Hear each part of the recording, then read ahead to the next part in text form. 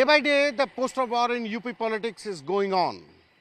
After BJP gave a statement of "Batenge to katenge," now Samajwadi Party supporters have posted a poster on the way of Samajwadi Party office. That is the new poster posted by Vijay Pratap Yadav, State Secretary Devariya. जुड़ेंगे तो जीतेंगे. This is the counterpart, or we can say the answer of Samajwadi Party of what BJP said that बटेंगे तो कटेंगे. Now Samajwadi Party says जुड़ेंगे तो जीतेंगे. Means the unity of society is their strength, and the politics is going on by the BJP बटेंगे तो कटेंगे, but Samajwadi Party is focused on their PDA formula, and that's why the Samajwadi Party supporters claims Akhilesh Yadav as 27 का सत्ताधीश. And this is the new politics of Uttar Pradesh and new politics of poster war. Uttar Pradesh की सियासत में poster war लगातार बढ़ता जा रहा है.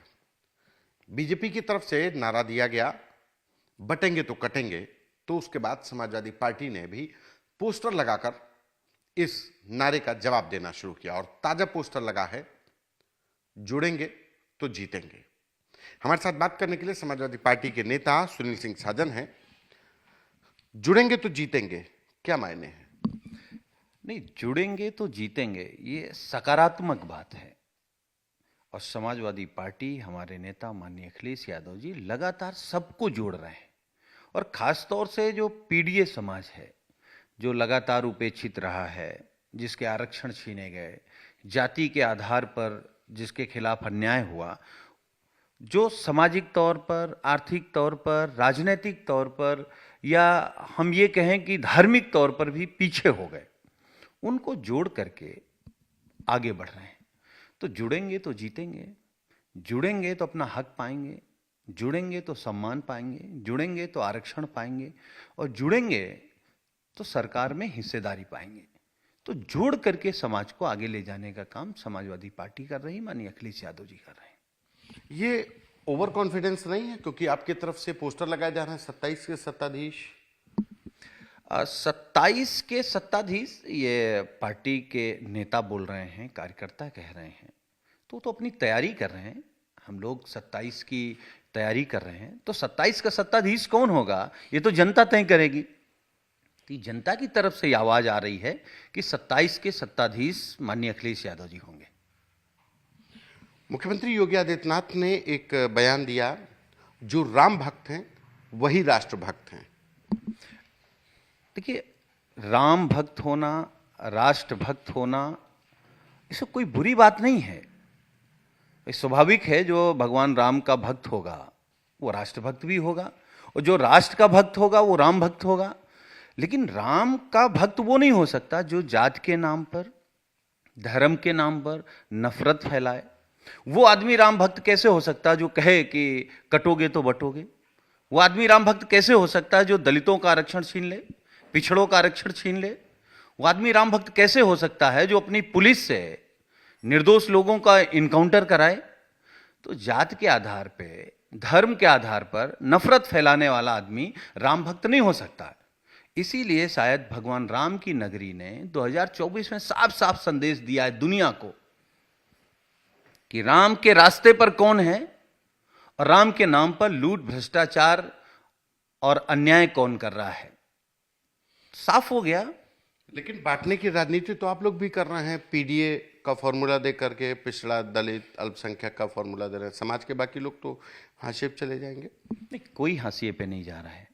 PDA Samajwadi party की प्राथमिकता है. पीडीए हमारी रणनीति का हिस्सा है. पीडीए वो है जो मुझे लगता है सदियों से, जिसने पिछड़ापन झेला है, गरीबी झेली है, अपमान झेला है. तो अगर देश आजाद हुआ है, देश में लोकतंत्र है, देश में संविधान है, तो संविधान तो सबको बराबर का हक दे रहा है. जात के आधार पर कोई ऊंच नीच या कोई भेदभाव संविधान तो नहीं करता है. तो भारतीय जनता पार्टी क्यों कर रही है? क्यों नहीं किसी को आप घोड़ी पर चढ़ने दोगे अगर वो दूल्हा है? क्यों आप किसी के मंदिर जाने पर गंगा जल से धुलवाओगे?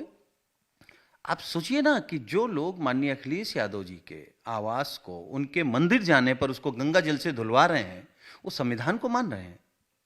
उन जातिवादी लोगों के खिलाफ हम पीडीए को लेकर के आए हैं और पीडीए को जोड़ रहे हैं। पीडीए में तो सब हैं, कोई नहीं। हाँ, पीडीए में वो नहीं है जो नफरत फैलाते हैं, पीडीए में वो नहीं है जो बेईमान हैं, पीडीए में वो नहीं जो दूसरा चोला डाल करके गलत काम कर रहे हैं। जो सामंती सोच के हैं वो लोग पीडीए का हिस्सा नहीं है। जो संविधान को मानते हैं वो सब पीडीए में है। एक और बयान आया योगी आदित्यनाथ का कि समाज को बांटने वालों में रावण और दुर्योधन का डीएनए है।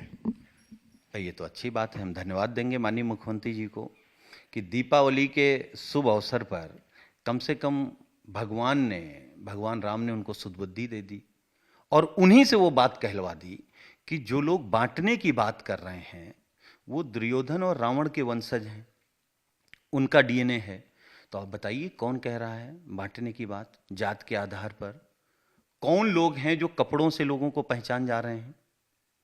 कौन लोग हैं जो मस्जिद के खिलाफ नफरत फैलाते हैं, गुरुद्वारे के खिलाफ फैलाते हैं? कौन लोग हैं जो जाति धर्म में बांट रहे हैं? हम तो सहमत हैं मुख्यमंत्री जी के उस बयान से, लेकिन मुख्यमंत्री जी अपने बयान को चेक करें और फिर ये चेक करें कि वो कहां से हैं। लेकिन इशारा आपकी तरफ है, आपकी पार्टी की तरफ है। देखिए, इशारा कहीं हो सकता है। समाजवादी पार्टी नफरत की बात कभी नहीं करती, समाजवादी पार्टी बंटवारे की बात नहीं करती। हम तो कह रहे हैं ना, जुड़ोगे तो जीतोगे, बटोगे तो कटोगे। हम समाजवादी पार्टी का नारा नहीं है। बटोगे कटोगे ये वही लोग बोल रहे हैं जो दुर्योधन और रावण के वंशज हैं, जिनके अंदर डीएनए रावण का है। वही लोग तो बोल रहे हैं बटोगे तो कटोगे। धन्यवाद। ये समाजवादी पार्टी के नेता सुनील सिंह साजन, जिनका कहना है कि समाजवादी पार्टी तो जोड़ने का काम करती है, समाज में एकता का काम करती है, और जो लोग बांटने का काम कर रहे हैं उनके सामने पीडीए चुनौती देगा। जो हमेशा बांटने का प्रयास करते रहे हैं, कभी जाति के नाम पर, कभी क्षेत्र के नाम पर, कभी बोली के नाम पर, अलग अलग प्रकार से बांटने की राजनीति करने वाले लोग आज जोड़ने की बात कर रहे हैं। उत्तर प्रदेश के मुख्यमंत्री योगी आदित्यनाथ जी ने बंटोगे तो कटोगे नारा क्या दिया कि सब अब जोड़ने पर उतारू हो गए हैं। जोड़ना अच्छी बात है, सकारात्मक है, लेकिन अपने आचरण में लाइए। केवल नारे लगाने से, केवल होर्डिंग लगा देने से ये जोड़ने का नाटक नहीं हो सकता है। आपको जोड़ना है तो सबका साथ, सबका विकास, सबका विश्वास और सबका प्रयास, इस मूल मंत्र पर काम करना होगा। सबको साथ लेकर चलना होगा। With camera person Sanjay, this is Santosh Kumar for India today.